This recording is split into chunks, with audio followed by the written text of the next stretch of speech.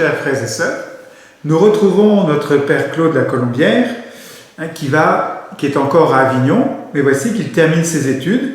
Et en 1666, donc, le Père général, le Père Oliva, ordonne qu'il soit envoyé à Paris, au collège de Clermont, qui deviendra en 1682 Louis le Grand, pour y faire ses études de théologie, alors que normalement il aurait dû les faire à Lyon.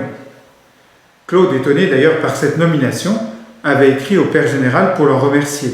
Et voici le mot qu'il reçut en réponse. « La lettre qui me témoigne votre reconnaissance m'est bien parvenue et m'a fait grand plaisir. Pour moi, il m'a été d'autant plus agréable de vous être utile que votre passé vous rend plus digne de cette faveur et j'ai confiance que vous le serez toujours dans l'avenir. » Le recteur du collège, le Père Étienne de Champs, est surnommé Marteau des jansénistes. Il s'était rendu célèbre dès ses thèses de doctorat, en montrant que sur la question du libre arbitre, Jansénius rejoignait Luther et Calvin. Cette étude donna naissance en 1654 à un ouvrage remarquable, l'hérésie janséniste, justement condamnée par le siège apostolique. La querelle du jansénisme est alors loin d'être apaisée. Si Mère Angélique est morte, Mère Agnès l'a remplacée, et les deux Arnaud d'Andilly et son frère Antoine, publient ou traduisent des ouvrages.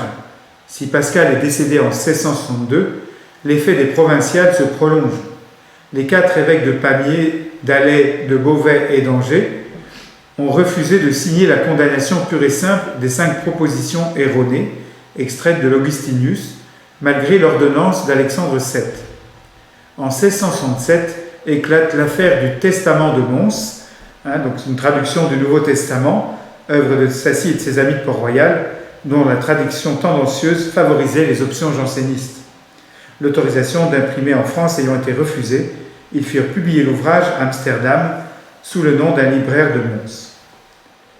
En 1668, l'évêque d'Alais, Pavillon, tient le synode connu sous le nom de Concile d'Alais, qui met en question l'infaillibilité du pape et de l'Église en matière de fait. En 1668, paraît la lettre à un seigneur de la cour, célèbre pamphlet du père Bourg, confrère et ami de Claude. Le père Bourg ne dédaignait pas de demander au père Claude, de 13 ans son cadet pourtant, ses suggestions et ses remarques dans les polémiques qu'il menait avec les jansénistes. En témoigne une lettre du 1er juillet 1671, c'est d'ailleurs la plus ancienne des lettres qui nous soit parvenue de Claude La Colombière. Le jansénisme retenait fréquemment l'attention des maîtres en théologie, dans leurs leçons sur le libre arbitre, la concupiscence, la grâce, la prédestination, l'Eucharistie. Ils en rectifiaient les faussetés et les outrances.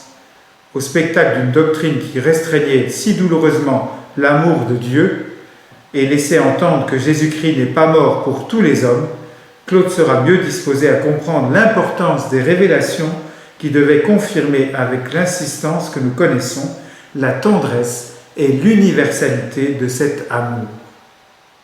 Voilà, je vais m'en arrêter là pour cette introduction à la vie de Claude à Paris. À demain, chers amis.